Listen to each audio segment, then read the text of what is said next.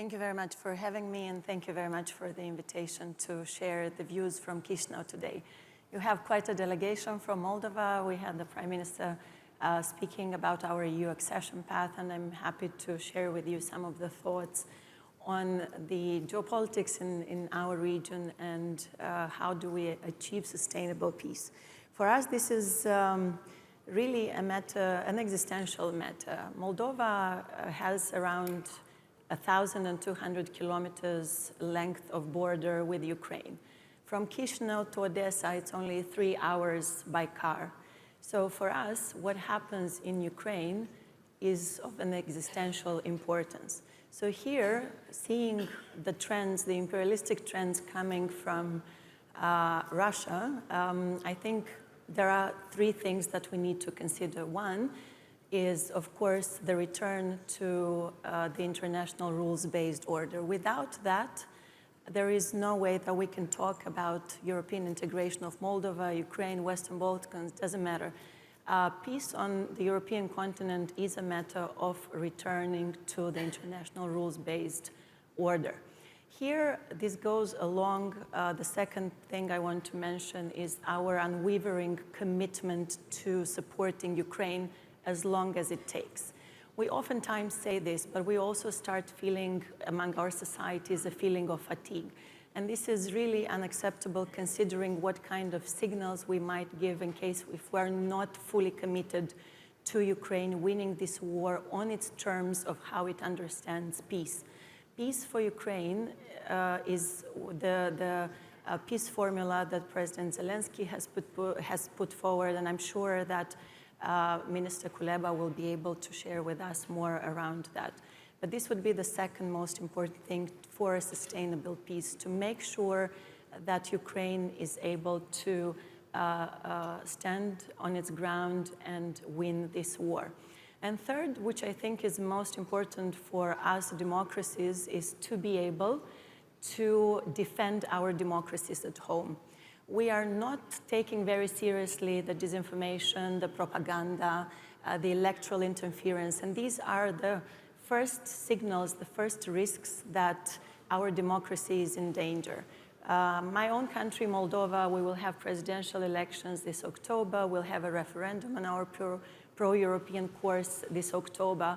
And the risks coming from the Russian propaganda, from the Russian disinformation, are extremely high. And from this perspective, we have to look at these phenomena not only from a national perspective, not even from a regional perspective, but as risks that are there for all democracies. If we look at the electoral cycles and the electoral interferences also in other European countries, I think here we need to do more to be able to defend our democracies at home.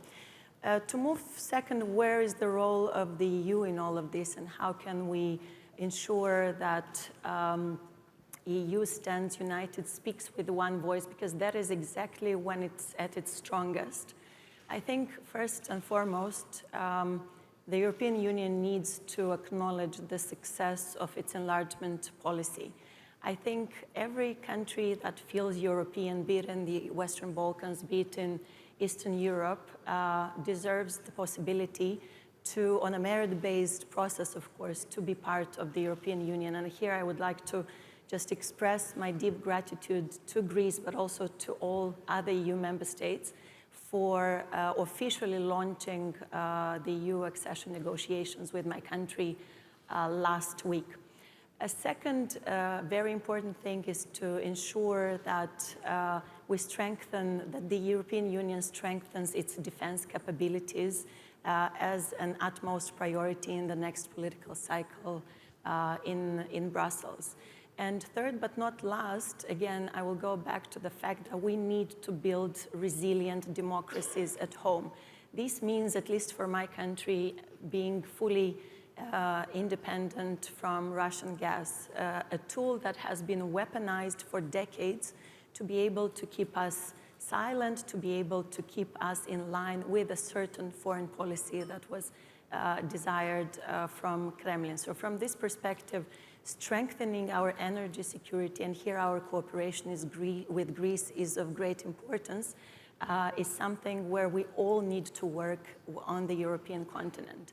Another important factor here, of course, is to ensure that we have the right tools to deal with the hybrid threats, with the hybrid attacks that our democracies are facing. Again, electoral interference, this is not about Moldova or Ukraine or any other country. This is something that is of a threat everywhere in our democracies, and we have the duty to be able to defend what we have been building for the last decades on the European continent. So with that said, I will just say that Moldova, on our side, we are not only looking forward to become a EU member state and to strengthen the unity of the European Union, we are also looking forward to be a stronger contributor to its security, to its stability, and to its prosperity in the future. Thank you.